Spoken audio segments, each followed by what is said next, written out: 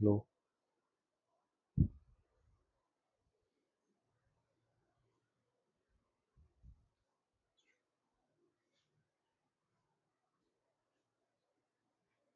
Hello, good morning students. तो आज की हमारी जो 10th क्लास है उसमें हम आगे के क्वेश्चंस जो भी बन रहे हैं उनको डिस्कस करेंगे। पीछे की 9 क्लासेस हमारी कंप्लीट हो चुकी थी। देखो भाई, पीलिया रोग किसके संक्रमण से होता है। बात करें अगर हम पीलिया रोग की,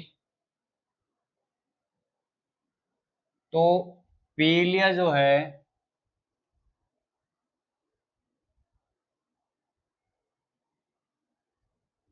ये यकृत का रोग है। एक तो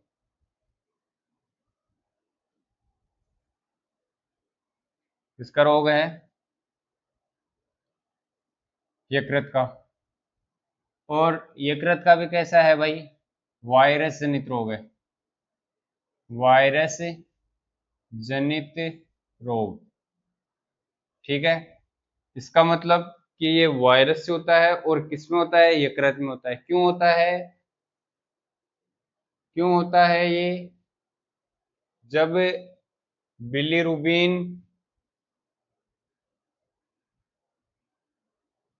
की मात्रा अधिक हो जाती है, अधिक हो जाती है। अच्छा, बिलीरुबिन और बिलीवर्डिन ये दो क्या है, लीवर के वर्णक होते हैं भाई। क्या है, वर्णक है किसके, लीवर के, ठीक है। अब हम बात करें अगर आगे की, तो इसमें क्या होता है कि जो भी त्वचा, नाखून और जो आंखों का सफेद भाग है, आंखों का सफेद भाग, ये क्या हो जाता है भाई, पीला हो जाता है। कैसा हो जाता है भाई, पीला हो जाता है, ठीक है। तो ये जो है पीलिया रोग वो किसके संक्रमण से होता है भाई, किसमें संक्रमण होता है, किसमें है भाई ये, ठीक है। तो ये होता है यकृत में, ठीक है। अगला N3H, N3H, N3H में नाइट्रोजन की ऑक्सीकरण अवस्था है।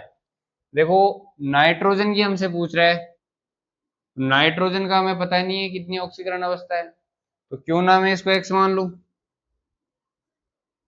क्या मान लूं मैं इसको, x मान लूं। देखो, नाइट्रोजन की संख्या कितनी है यहाँ पे, 3, तो 3 × x। अब देखो, हाइड्रोजन जो है हमारे पास में, इसकी ऑक्सीकरण अवस्था हमेशा फिक्स होती है और वो होती है +1। कितनी होगी भाई, +1, ठीक है। तो अगर हम देखें तो यहाँ पर हाइड्रोजन कितना है, 1, उसकी कितनी हो गई, +1। तो आगे हमारे पास में यहाँ का जो चार्ज दे रखा है वो बराबर में लिखते हैं भाई। यहाँ पर हमारे पास में कोई चार्ज नहीं है, इसका मतलब यहाँ पर हमें 0 रखना है भाई। x की वैल्यू कैलकुलेट करेंगे, एक इधर प्लस का है, माइनस का हो जाएगा आगे। 3 यहाँ पर मल्टीपल में है, यहाँ के डिवाइड में हो जाएंगे भाई, ठीक है। तो ये जो है इसका, ये हो जाएगा -1/3। किसकी वैल्यू आ जाएगी, ये n की ऑक्सीकरण अवस्था आ जाएगी। कौन सा हो गया, डी ऑप्शन। नेक्स्ट, पीएच में पी का अर्थ है भाई, पी का जो अर्थ है वो होता है पोटेंज से। क्यों, क्योंकि पोटेंज ने ही सबसे पहले पीएच के बारे में बताया था भाई, पीएच के बारे में बताया, ठीक है। अब अगर हम बात करें एच की, भाई पीएच में हम क्या करते हैं, उसमें हाइड्रोजन जो आयन है, H+ आयन है, उनकी संख्या कैलकुलेट करते हैं। तो यहाँ पर जो H है उसका मतलब है हाइड्रोजन से, हाइड्रोजन से है, तो यहाँ पर बी आंसर इसका हो जाएगा। नेक्स्ट, निम्न में से कौन सी ग्रंथि बहिस्रावी ग्रंथि और अंतःस्रावी ग्रंथि के रूप में व्यवहार नहीं करती? भाई क्या बोल रहा है? नहीं करती। पीयूष ग्रंथि क्या करती है? ओनली एंड ओनली अंतःस्रावी ग्रंथि के रूप में काम करती है, और जो अदर ग्रंथियां हैं उन पे भी नियंत्रण करती है। उन पे क्या करती है? कंट्रोल करती है भाई। क्या करती है? कंट्रोल। अब हम बात करें टेस्टिस की। टेस्टिस क्या है? टेस्टोस्टेरोन हार्मोन स्रावित करता है, लेकिन टेस्टोस्टेरोन हार्मोन स्रावित करने के साथ साथ ही स्पर्म फॉर्मेशन भी करता है भाई। ये बहिस्रावी के रूप में क्या करता है? स्पर्म। बहिस्राव के रूप में इसमें क्या है? स्पर्म। Sperm secretion. इसमें भी सेम वही है। ये भी बहिस्राव के रूप में किसका स्राव करती है? अंडाणु का। अग्नाशय की बात करें तो ये क्या है? ये एंजाइम का भी स्राव करती है और हार्मोन का भी स्राव करती है भाई। एंजाइम का भी स्राव करती है और हार्मोन का भी स्राव करती है। तो इसका मतलब यहाँ पर जो है बहिस्रावी और अंतःस्रावी के रूप में व्यवहार नहीं करने वाली वो कौन है? पीयूष ग्रंथि भाई। कौन है? पीयूष ग्रंथि। नेक्स्ट, ग्रंथि जो मनुष्य के शरीर में हार्मोन्स के साथ एंजाइम का भी स्रावण करती है और शर्करा के नियंत्रण को या स्तर को नियंत्रित करती है भाई। देखो, अभी मैंने बताया आपको हार्मोन का भी और एंजाइम का भी, और ये जो ग्रंथि है ये हमारे शरीर की एकमात्र ऐसी ग्रंथि है जो हार्मोन का भी स्राव करती है और किसका स्राव करती है भाई? एंजाइम का भी। तो अगर हम बात करें अग्नाशय की, हार्मोन और एंजाइम, और दोनों का स्राव करने के कारण इसको हम क्या बोलते हैं भाई? मिक्स ग्रंथि।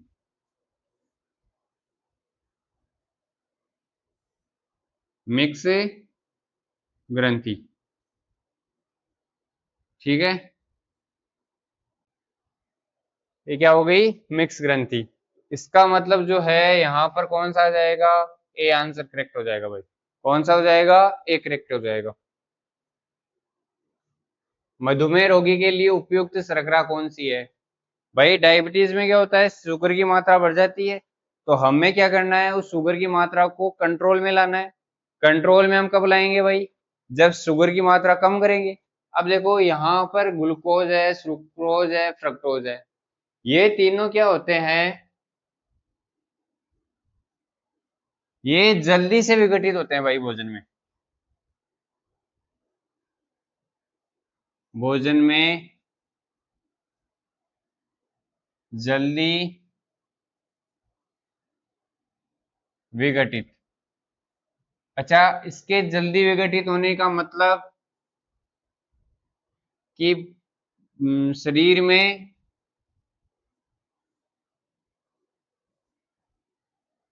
जो ग्लूकोज की मात्रा है, जो शर्करा की मात्रा है, जल्दी इंक्रीज करेगी भाई। जल्दी क्या करेगी? बढ़ेगी। अच्छा, इसका जल्दी बढ़ने का मतलब क्या हुआ फिर? कि वहां पर वो मधुमेह रोगी के लिए क्या बनेगी? परेशानी बनेगी। तो यहाँ अगर हम सार्बिटोल को देखें तो सार्बिटोल क्या करता है? भोजन में एक तो धीरे विघटित होता है भाई।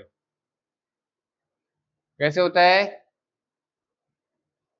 धीरे विघटित होता है। ठीक है, एक ये क्या है, जब धीरे विघटित होएगा तो शुगर जो लेवल होगा, ये शुगर लेवल भी धीरे धीरे बढ़ेगा। कैसे बढ़ेगा? धीरे धीरे।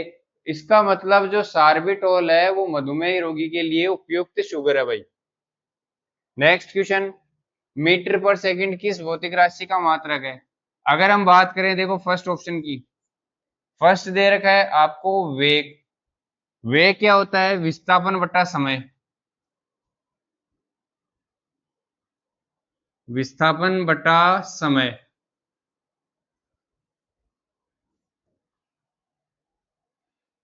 विस्थापन बटा समय की अगर हम बात करें तो विस्थापन का जो मात्रक है वो क्या होता है भाई? मीटर।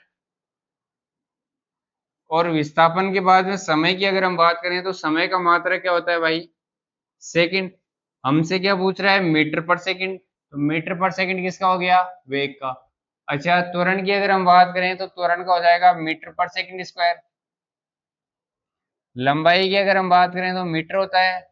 अच्छा, घनत्व की अगर बात करें तो d बराबर क्या होता है? m upon v। अब मास जो है वो केजी में लेते हैं हम, और जो वॉल्यूम है वो किस में लेंगे? मीटर क्यूब में। किस में लेते हैं भाई? मीटर क्यूब में। ठीक है, क्योंकि इसमें वॉल्यूम जो है ये, इसमें लंबाई गुणा चौड़ाई गुणा ऊंचाई। लंबाई भी आती है इसमें, चौड़ाई भी आती है इसमें, और ऊंचाई भी आती है। इसका मीटर हो गया, इसका मीटर हो गया, और इसका भी मीटर हो गया। तो ये तीनों मिलके क्या बने भाई? मीटर क्यूब बन गए। तो इसका क्या हो जाएगा? केजी पर मीटर क्यूब। क्या हो गया? केजी पर मीटर क्यूब। तो यहां पर हमारा जो आंसर है वो कौन सा चला जाएगा? फर्स्ट वाला। नेक्स्ट, स्थिर अवस्था में द्रव के किसी बिंदु पर द्रव का दाब एक ही तल पर सभी दिशाओं में लगता है भाई। देखो, ये क्या बोल रहा है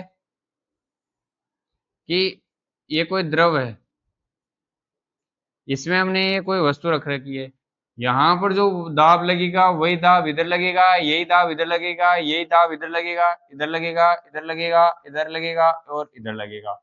मतलब कि एक तल में उस पे सारी समान दिशाओं में जो भी दिशाएं हैं उनमें सब में समान फोर्स लगेगा।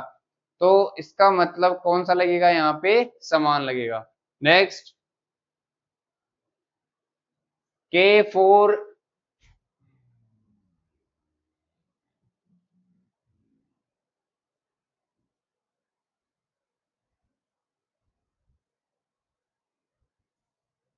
ये क्या है? K4 क्या है भाई? K4।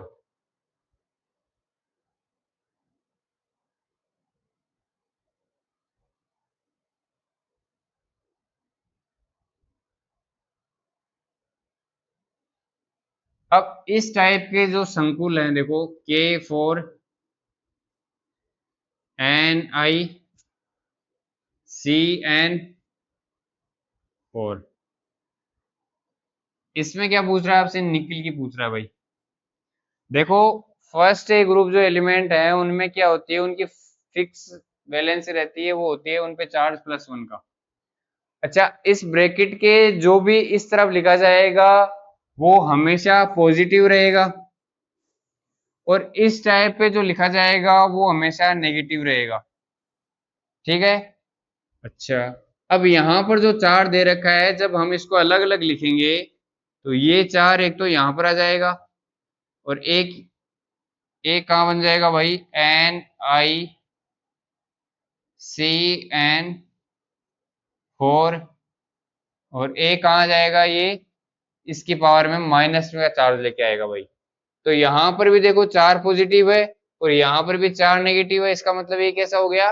न्यूट्रल कंपाउंड बन गया भाई। कैसा बन गया? Neutral compound. पूछ किसकी रहा है हमें? वैलेंसी निकिल की पूछ रहा है भाई। निकिल की ऑक्सीडेशन स्टेट पूछ रहा है भाई। निकिल की ऑक्सीडेशन स्टेट कैलकुलेट करने के लिए हमें इससे कोई मतलब नहीं है।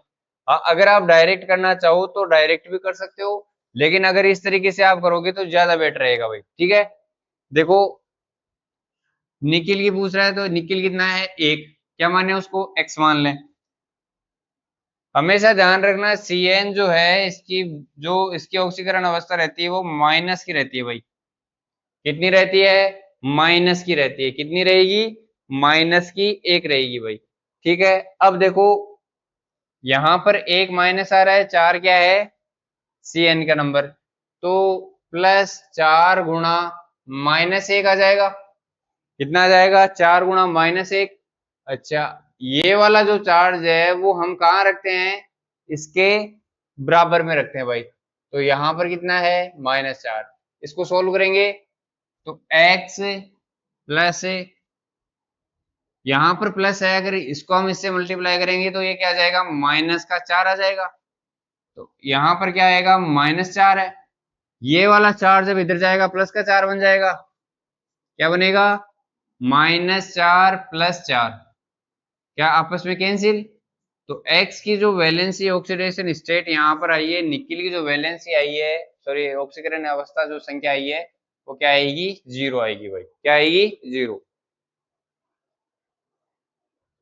नेक्स्ट, नीचे और सारणी में उनकी स्थिति के आधार पर कुछ तत्वों के नाम दिए गए हैं, उस तत्व की पहचान करें जिसका स्थान सही नहीं है, जिसका स्थान सही नहीं है।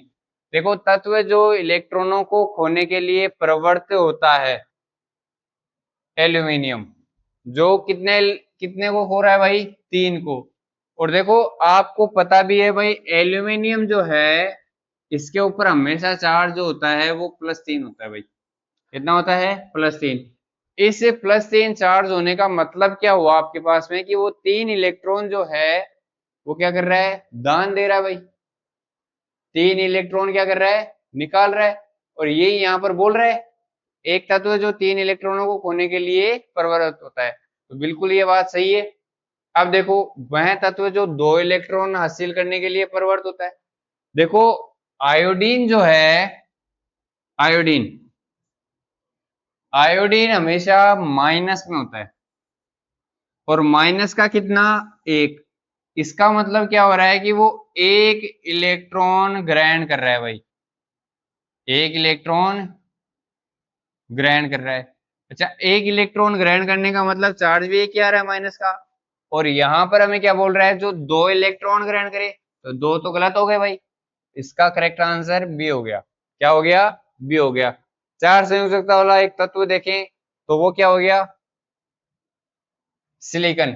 अच्छा, कार्बन जो फैमिली है वो आपको पता ही है, वो +4 में दिखाती है, और ये कार्बन फैमिली का एक एलिमेंट है भाई, तो ये भी +4 ही देगा।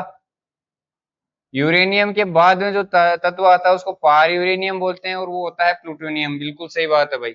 नेक्स्ट, आर्थ्रोपोडा समूह के अंतर्गत शामिल नहीं है, मक्खी, झींगा, तिलचट्टा। कुछ बातें अगर हम आर्थ्रोपोडा की देखें तो देखो क्या होता है, आर्थ्रोपोडा, आर्थ्रोपोडा में क्या आते हैं, कि कीट जितने भी होंगे वो सब कीट आते हैं भाई। क्या है, कीट आते हैं। एनिमल किंगडम का जो सबसे बड़ा किंगडम है,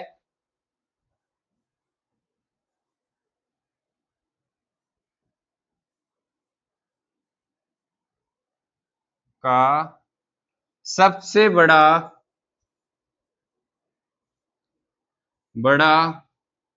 जगत, फाइलम, सबसे बड़ा जो जगत है वो कौन सा है भाई, आर्थ्रोपोडा है। देखो, मक्खी जो है, मैंने एक पिछली क्लास में भी आपको बताया था कि क्या होता है, जो जीव इसमें कीट आते हैं, और कीटों की मेन विशेषता क्या होती है भाई, उनमें 3 जोड़ी पैर रहते हैं। कितने जोड़ी, 3 जोड़ी। मक्खी में 3 जोड़ी पैर रहते हैं, झींगा में भी 3 जोड़ी, तिलचट्टा में भी 3 जोड़ी। ये कॉकरोच है भाई, कॉकरोच। ठीक है। अब हम बात करें अगर तिलचट्टे की, तो ये क्या है, आर्थ्रोपोडा का सदस्य है। झींगा भी क्या है, आर्थ्रोपोडा का सदस्य है। मक्खी भी क्या है, आर्थ्रोपोडा की सदस्य है। इसका मतलब ये क्या है, एक कीट है, क्योंकि आर्थ्रोपोडा में जितने भी जीव है वो सब क्या आते हैं भाई, कीट आते हैं। अब हम बात करें जोक की, तो जोक जो है ये एनेलिडा से संबंधित है भाई।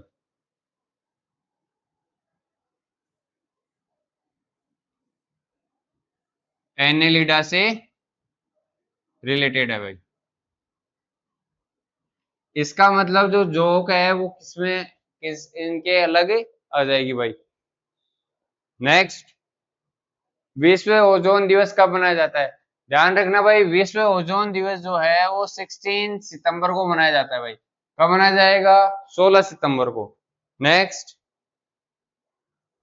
निम्न में से मात्रक पद्धतियों के प्रकार नहीं है। एमकेएस देखें, एमपीएस देखें, सीजीएस देखें और एफपीएस देखें। देखो जो पद्धतियां होती है उसमें एक मात्रक जो लेते हैं वो हम लेंथ का लेते हैं, एक हम मास का लेते हैं और एक हम टाइम का लेते हैं। क्या लेते हैं? टाइम का लेते हैं भाई। यहां पर देखो एमकेएस की बात करें,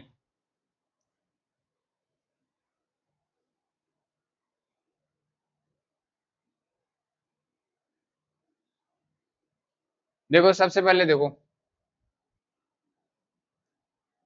एमपीएस कोई पद्धति नहीं होती, एमपीएस कोई पद्धति नहीं है।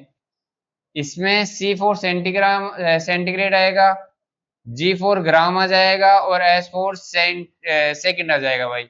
इसमें फुट, पाउंड और सेकंड क्या है? Foot, pound, second. यहां पर मीटर, किलोग्राम और सेकंड क्या है? एम के एस में क्या है? मीटर, किलोग्राम और सेकंड। ठीक है। एफपीएस की हम बात करें तो फुट, पाउंड और सेकंड, फुट, पाउंड और सेकंड। नेक्स्ट अगर हम बात करें सीजीएस की, सेंटीमीटर, ग्राम और सेकंड।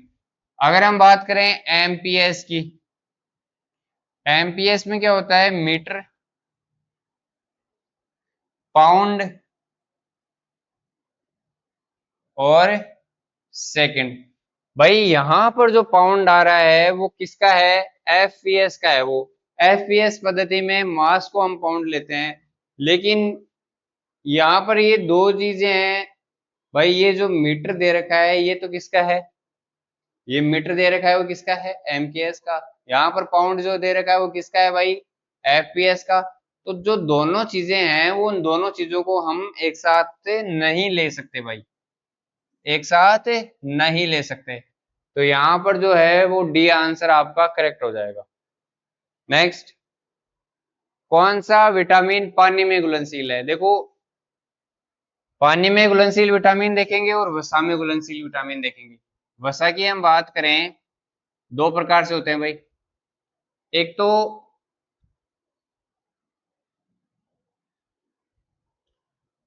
वाटर सोल्यूबल,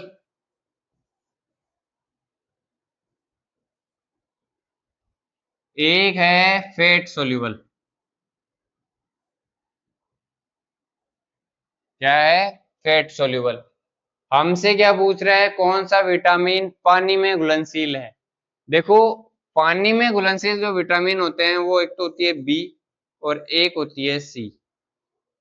फेट जो सोल्यूबल विटामिन है वो एक तो ए होती है, डी होती है, ई होती है और के होती है भाई। ए डी ई के, B C, A D E के। तो यहां पर देख लो, ए क्या है? फेट सोल्यूबल है। डी क्या है? फेट सोल्यूबल है। ई दे नहीं रखा, के क्या है? फेट सोल्यूबल है। तो सी की अगर हम बात करें तो ये क्या है भाई? पानी में घुलनशील है। कैसी है? पानी में घुलनशील। तो ये सी हो गई। नेक्स्ट, चुंबकीय क्षेत्र के माप की इकाई, तो ये आपको यूनिट है, ये याद रखनी है, सी होती है भाई टेस्ला। नेक्स्ट, पक्षियों की हड्डियां कैसी होती है? भाई पक्षियों की जो हड्डियां हैं ये अंदर से खोखली रहती है, अंदर से खोखली। अच्छा क्यों रहती है ये खोखली? ताकि उड़ने में आसानी रहे इनको, उड़ने में आसानी रहे। ठीक है, इसलिए ये खोखली रहती है। तो आपका क्या आ जाएगा आंसर? बी। तत्वों के लिए निम्न में से कौन सा आवर्त गुण नहीं है? देखो आवर्त सारणी में जो गुण लेंगे उसमें देखो फर्स्ट है विद्युत ऋणात्मकता इलेक्ट्रोनेगेटिविटी, परमाणविक आकार एटॉमिक साइज, प्रकृति में प्राप्ति। क्या आपने कभी भी किसी भी गुण में किसी भी एलिमेंट में पीरियोडिक टेबल के में ये पढ़ा है कि ये वाला तत्व इसमें पाया जाता है ये वाला नहीं पाया जाता प्रकृति के अकॉर्डिंग? भाई आवर्त सारणी में जो भी है तत्व वो सारे कैसे तत्व है भाई? वो प्रकृति में मिलने वाले भी हैं, वो लेबोरेटरी में तैयार होने वाले भी हैं। तो यहाँ पर जो ये है ये क्या है? आवर्त का गुण नहीं है भाई। ये कैसा नहीं है? आवर्त गुण नहीं है। तो आयनन ऊर्जा भी हम काम में लेते हैं। वसा को साबुन में बदलने की प्रक्रिया सेफोनिफिकेशन कहलाती है भाई। क्या कहलाती है? सेफोनिफिकेशन। पॉलीमराइजेशन का मतलब होता है कि कोई चीज जो बार बार रिपीट हो भाई, बार बार रिपीट हो। विखंडन का मतलब टूटना होता है। ये सब मिलके इसमें सेफोनिफिकेशन भाई इसका आंसर आ जाएगा। अब देखो अगर हम बात करें मनुष्य के लिए मानक ध्वनि स्तर की, देखो मनुष्य के लिए जो मानक ध्वनि स्तर है वो है 30 से 60 डेसिबल। क्या है? 30 से 60 डेसिबल। अच्छा WHO के अनुसार अगर कोई ध्वनि की आवृत्ति जो है, जो स्तर है वो अगर 80 Hz से ज्यादा है, 80 हर्ट्ज से ज्यादा है, तो इसका मतलब वो क्या है? वो शोर में आती है भाई, शोर में कैलकुलेट होती है। अच्छा अगर कोई 85 हर्ट्ज से ज्यादा की ध्वनि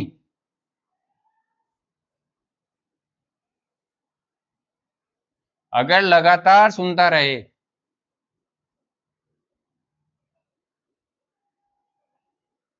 लगातार सुने, तो क्या होएगा भाई? धीरे धीरे सुनने की क्षमता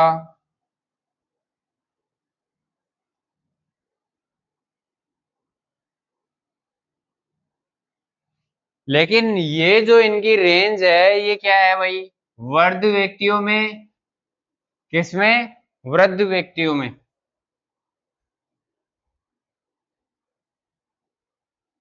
और बच्चे में, बच्चे और वृद्ध व्यक्ति में क्या होएगी भाई? इनकी जो ये जो आवृत्ति है, फ्रीक्वेंसी है, ये क्या है? सेंसिटिव है भाई, संवेदनशील है। मतलब कि एक वयस्क को छोड़ के अगर कोई वृद्ध की भी हम बात करें और किसी बच्चे की भी अगर बात करें तो ये ध्वनि क्या है? उनको भी सुनने की क्षमता उनकी लॉस्ट करवा सकती है भाई। क्या करवा सकती है? लॉस्ट।